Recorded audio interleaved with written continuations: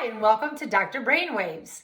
This is Dr. Rochelle, and I'm Dr. Azar. Today, Dr. Rochelle is going to talk to us about rhinitis. That sounds kind of scary, but it really is just simply swelling in the nose. So a perception of swollen, full nose, runny nose, those are all symptoms of rhinitis. Rhinitis, which is technically inflammation of all that soft tissue. The sinuses are very, very full of soft tissue, and when it gets irritated and inflamed, it's going to cause a variety of symptoms, but there are a lot of different things that can cause that. So people will frequently come to me, and either they have been seen by other allergists and skin tested, or they'll come to me and I'll do skin testing, and I will tell them, well, you don't have allergy. And they will think, oh my gosh, but all my symptoms look just like allergies. My nose drains in the back of the throat this way, I sneeze, I have a fullness, I've got sinus pressure, my eyes water, and they're right. Many of those symptoms are associated with allergy. But the truth is only about 30% of the population has allergies. That means 70% of the population doesn't. So there are many other things that can cause rhinitis. And one of those things, just like Dr. Azar said, are irritants. So people can be exposed to irritants like cigarette smoke. And we know cigarette smoke definitely is a trigger. People are smoking, nose starts to run, or the eyes start to burn. I, for an example, get headaches when I'm around cigarette smoke, which is why I'm not around it. So cigarette smoke can do it. Other irritants, such as strong cleaning products, smells, candles, plug-ins, any of those things. But again, cleaning products, lots of people will have issues with cleaning products, whether it's Lysol or it's chlorine bleach or those things. Those are irritants and not allergens.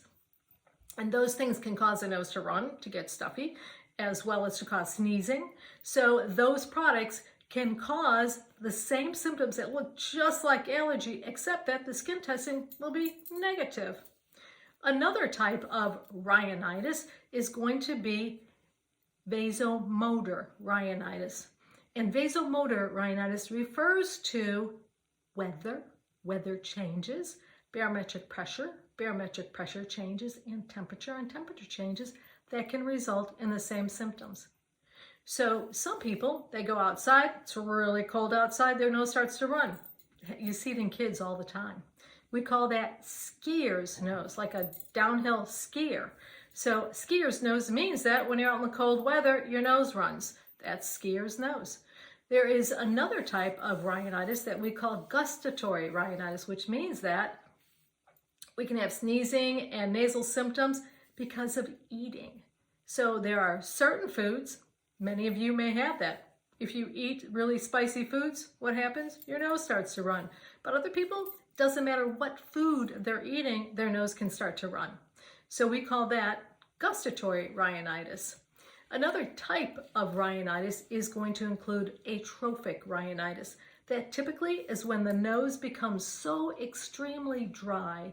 And Dr. Azar will hear this from some of her patients who have gone through menopause, because everything can get very dry as they go through that hormonal change. As a matter of fact, the sinuses are mucosal, like the inside of our mouth and the vaginal area, and those are all areas that get drier as women go through their menopause.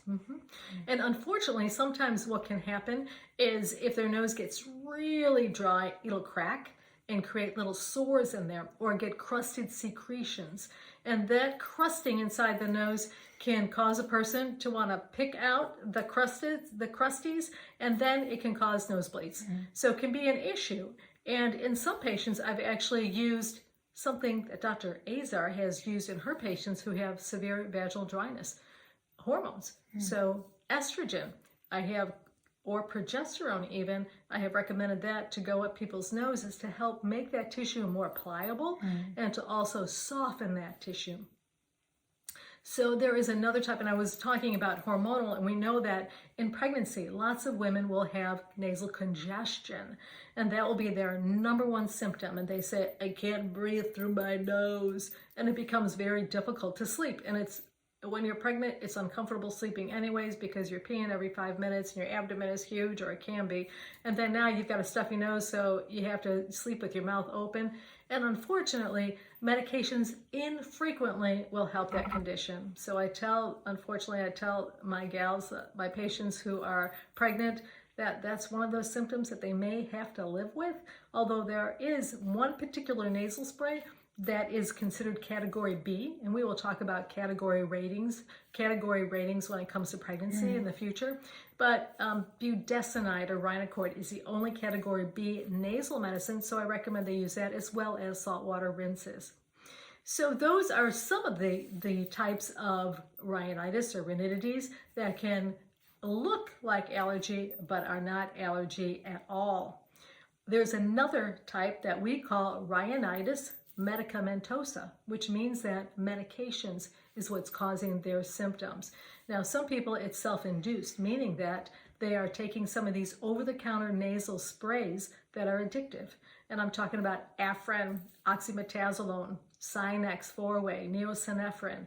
Those medicines with increased use, you'll find that you require more and more of the same medication to get the initial result. Kind of sounds like cocaine, doesn't it? Yes. But it can cause the nose to become very, very swollen and thereby make it difficult to, again, breathe through the nose. And that is self-induced. It's because a person is using this medicine. But there are also blood pressure medicines, antihypertensive medications that can also cause the nose to become very swollen and cause a person to not be able to breathe through their nose. So those medicines may be able to be changed. So again, there are multiple causes for a runny nose, a stuffy nose, drainage in the back of the throat that have nothing to do with allergy. So one of the things that we will do in our office, especially if someone is negative on their skin testing, we'll explain some other reasons why they may have a runny nose or a stuffy nose, and it has nothing to do with allergy.